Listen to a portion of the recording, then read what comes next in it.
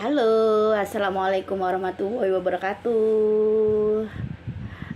Perkenalkan, Bapak Ibu, saya Ibu Siti Juwaria. Mungkin Bapak Ibu akan mengenal saya melewati kakak kelas sebelumnya di Bimbel Siti Juwaria, Bapak Ibu. Saya memiliki tips dan triknya agar Bapak Ibu bisa lolos UP dan UKIN pada PPG piloting ya, guru tertentu di tahun 2024. Nah, saya mengucapkan selamat dulu ini kepada Bapak Ibu yang sudah menyelesaikan, menyetujui ya, sudah terundang. Terundang untuk mengikuti program PPG piloting kali ini, karena tidak semua guru mendapatkan kesempatan emas seperti Bapak Ibu. Tapi jangan sampai kesempatan emas ini tidak tergunakan, tidak dimanfaatkan dengan baik begitu. Bapak Ibu, karena ini tidak banyak, seluruh Indonesia hanya 60.000. Dan bagaimana sih kita bisa masuk, bagaimana kita bisa lolos atau bisa keluar pada program ini begitu. Jangan sampai hanya bisa masuk ternyata Bapak Ibu tidak lulus, jangan sampai ya. Oke, Bapak Ibu, untuk program untuk UP PPG tahun 2024 ini itu masih ada UKIN dan masih ada UP. Mungkin yang uji cobanya adalah modulnya dipelajari secara mandiri di PMM. Oke, saya akan berikan tips dan triknya Bapak Ibu. Bapak Ibu bisa menyimak dengan ini ya, dengan dicatat ya. Mungkin bisa catatan-catatan kecil agar ingat. Yang pertama, Bapak Ibu harus ada waktu, menyediakan waktu nih untuk mengerjakan modul PPG di PMM-nya sesuai waktunya ya, sesuai due date-nya. Begitu. Jangan sampai tertinggal atau malah tidak dikerjakan gitu karena kegiatan atau memiliki tugas yang banyak di sekolah begitu. Sediakan waktu Bapak Ibu. Kalau Bapak Ibu tidak menyelesaikan modulnya, maka Bapak Ibu tidak bisa daftar begitu. Yang kedua nih ya, Bapak Ibu harus wajib, ini saya pinginnya wajib belajar soal-soal sebelumnya. Soal UP itu seperti apa sih? Minimal 1 jam saja, minimal. Jadi soal tahun-tahun sebelumnya seperti apa yang mungkin Bapak Ibu perlu tahu, karena Bapak Ibu mungkin masih pertama ya, ini untuk yang sedang berpendidikan.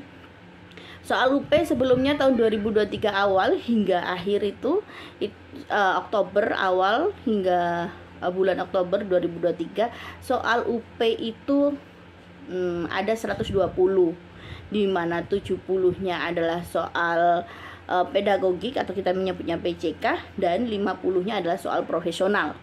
Kemudian Desember 2023 dan Maret 2024 soalnya itu hanya 60 soal, yang mana 10-nya itu SJT, 50-nya adalah PCK atau pedagogik.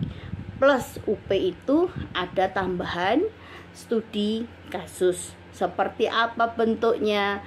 Nah, akan saya bahas di video-video sebelumnya, atau Bapak Ibu bisa melihat video saya di YouTube sebelum-sebelumnya, seperti apa sih studi kasus itu, seperti apa, soal-soalnya seperti apa. Itu ada sebagian yang saya bagi untuk publik ya Bapak Ibu. Kemudian yang ini, yang September 2024, informasi yang saya dapatkan soalnya itu ada 100-nya itu 20 itu soalnya SJT dan 80 itu adalah PCK pedagogik. Nah, kadang-kadang ada memang soalnya itu, kalau saya analisa setiap periode itu soalnya mungkin hampir sama, tetapi bentuknya yang berbeda gitu. Seperti apa? Insya Allah pada video-video yang akan datang akan saya share soal-soalnya. Oke, baik.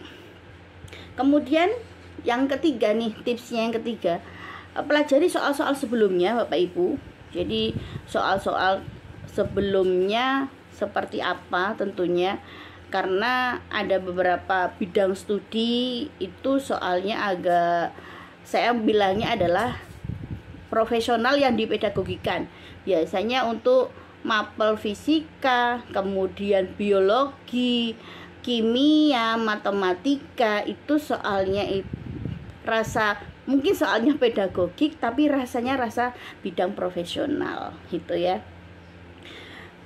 Yang keempat nih tipsnya, yaitu Bapak Ibu harus membuat studi kasus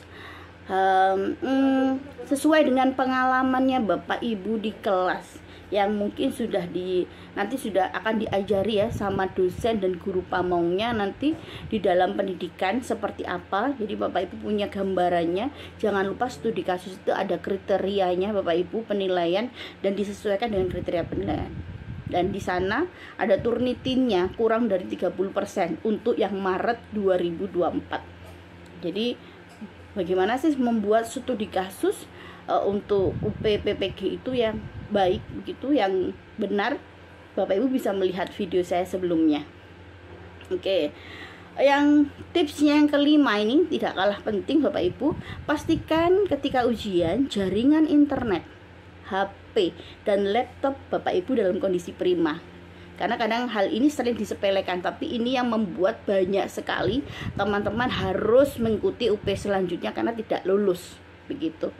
Jadi bukan karena tidak mampu Bapak Ibu mengerjakan soal, bukan, tapi karena internetnya, laptopnya mati tiba-tiba, kemudian HP-nya, internet sama laptopnya bagus, HP-nya mati, maka otomatis juga akan mengganggu ketika Bapak Ibu mengikuti ujian UP. Oke. Dan juga pastikan Bapak Ibu ini UKIN ya, pastikan juga tipsnya yang keenam, pastikan ketika UKIN Bapak Ibu lihat betul pembuatan video pembelajarannya atau modul ajarnya atau RPP ya, RPP atau modul ajarnya itu sesuai kriteria penilaian. Jangan asal-asalan membuat begitu. Tapi memang dari pengalaman saya mendampingi Bapak Ibu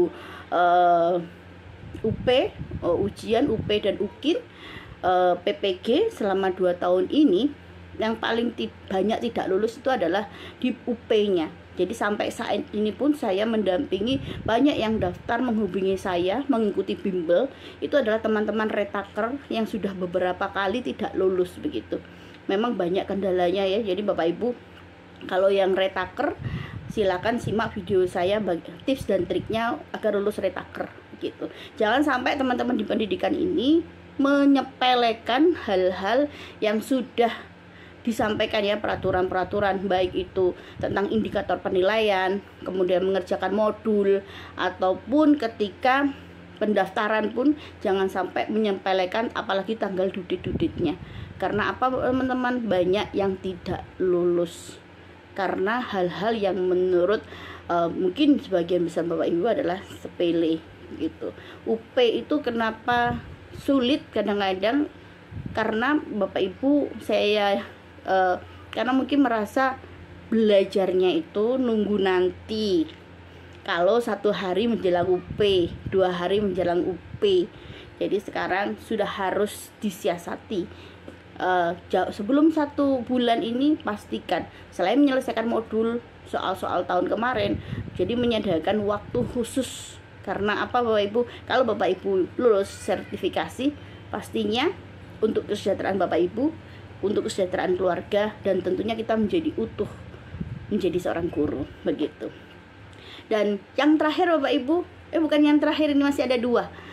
Yang tipsnya yang ke-7, pastikan kondisi Bapak Ibu sehat ketika mengikuti pendidikan dan ketika mengikuti ujian. Jika kondisi Bapak Ibu kurang sehat, maka tentu akan mengganggu. Ini juga penting sekali. Banyak Bapak Ibu yang tidak lulus karena kondisi kurang sehat ketika ujian sehingga menurunkan konsentrasi. Yang terakhir ya Bapak Ibu, tipsnya ini, jangan lupa berdoa. Ini penting sekali. Saya yakin Bapak Ibu semua sudah berdoa, tapi ada berdoa khusus.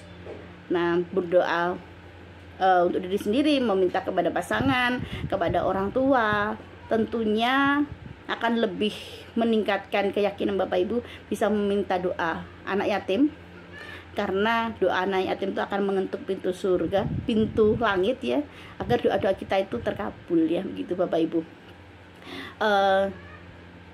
Jika Bapak Ibu memerlukan bimbingan belajar, bagaimana kisi-kisinya, bagaimana menyusun studi kasus yang bagus, bagaimana menganalisa soal-soal sebelumnya, tahun-tahun sebelumnya, sehingga Bapak Ibu ketika ujian itu tidak kaget. Jadi kalau Bapak Ibu tidak pernah soal ujian ya, tidak pernah melihat soal ujian tahun-tahun sebelumnya, tiba-tiba mengerjakan soal itu kayak shock rasanya. Tapi kalau Bapak Ibu minimal sudah tahu gambaran SJT seperti apa, PCK seperti apa sih bidang saya, nah insya Allah lebih mantap ya, lebih terbiasa, terasah, jadi lebih mudah.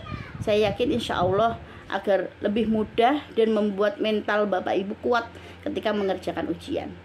Sampai jumpa di pertemuan di kelas-kelas bimbingan belajar dengan saya.